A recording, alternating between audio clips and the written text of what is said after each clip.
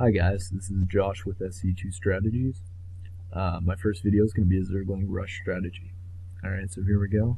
I'll just set the camera so it's just me, and we get a better picture on just exactly what I'm doing. So right now I'm just scouting with my Overlord. I'm sending him to the middle of the map, and I'm just creating drones for now. So we get about 10 drones.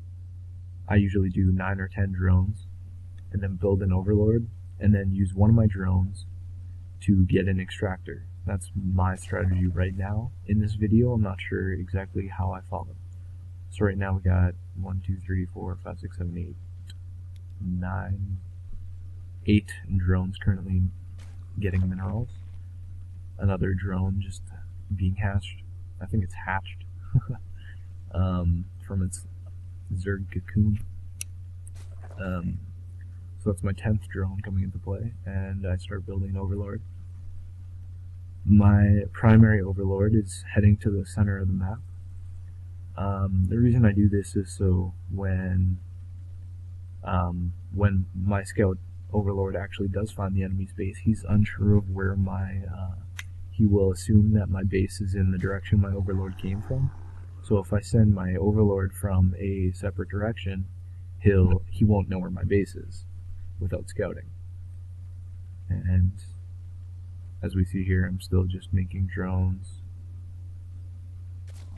When I get to 14 drones and 3 Overlords, I create my spawning pool. Right now I'm just showing you how I send my Overlord to the middle and then off to one of the 4 possible bases or starting positions on this map. Sometimes you only get one, you don't have to scout, especially if you already know the enemy's race.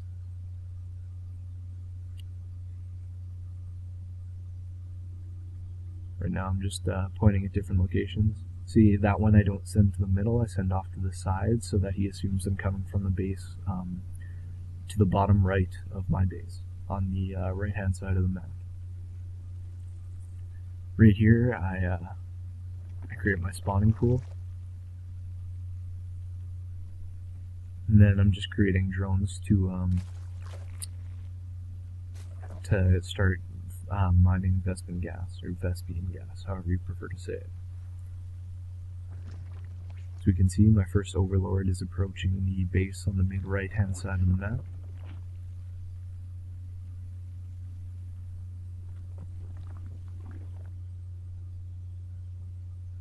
So currently I have 14 drones farming minerals, and we see that this base is empty, so that's one of 3 potential starting locations eliminated.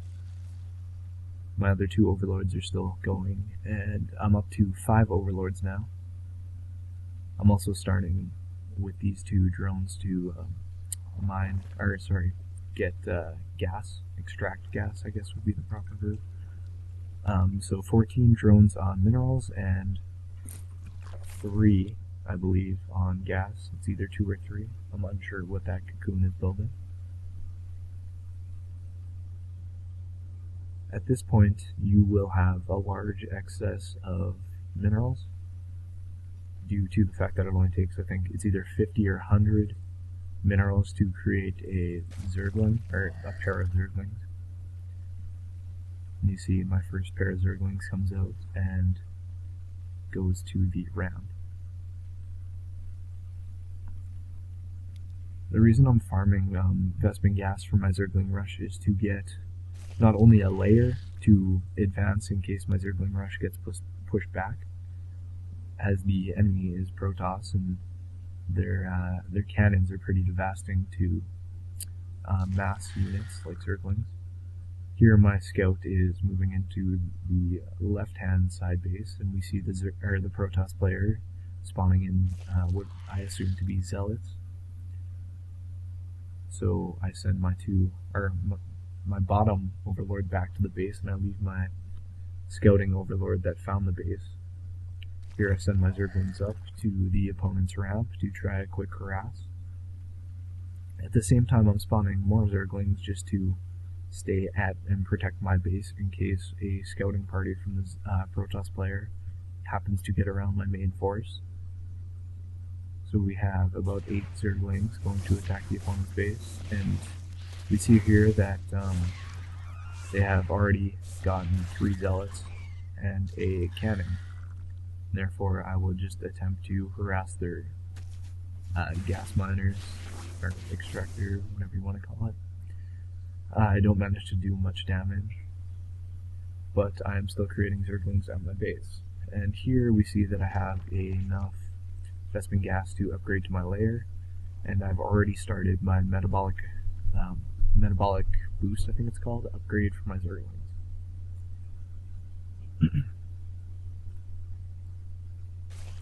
At this point, I'm just attempting to get a bigger force.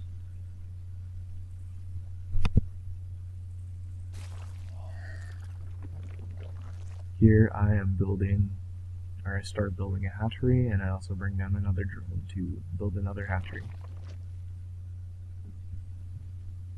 So with when these 2 hatcheries are finished, I will be able to output 16 Zerglings at a time, and that is pretty helpful later in the game, when you need to mass a lot more than you do at the beginning of the match.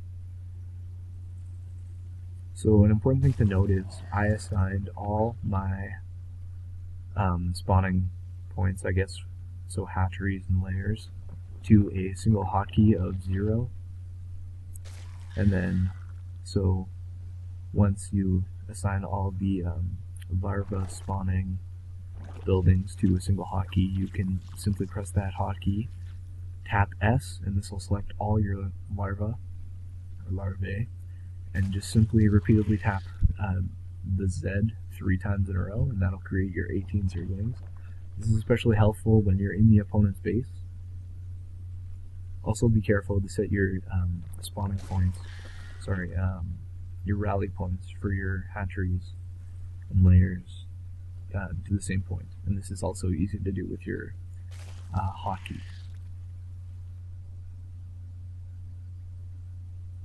So at this point I have about 20 Zerglings. So taking into account the cannons that the Protoss player is building to defend his base, I try an interesting strategy that's sort of new to Zergling tactics, and this is the Nydus network. So here I'm just building the Nydus network in my base, and I left my overlord there near the opponent's the Protoss base, so that I could easily build my Nydus worm without having to scout.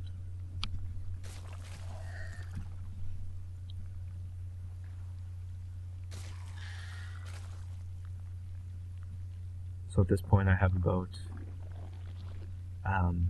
30 to 40 Zerglings. Once this Nydus network is finished, I will send them all into the Nydus network.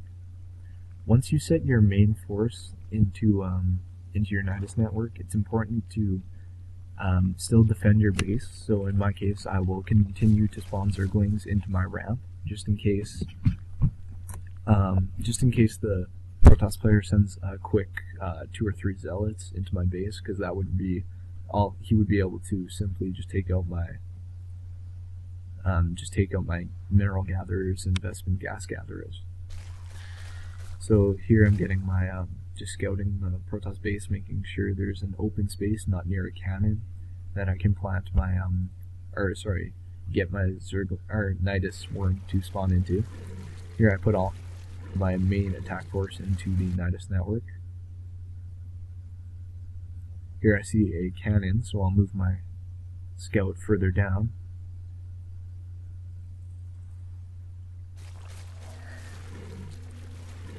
Once all my Zerglings are in my Nydus network, I prepare to spawn my Nydus worm into my base, while at the same time still continuing to make Zerglings.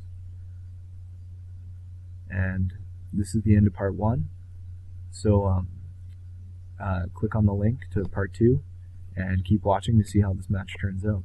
Thanks again, this is Josh from SC2 Strategies.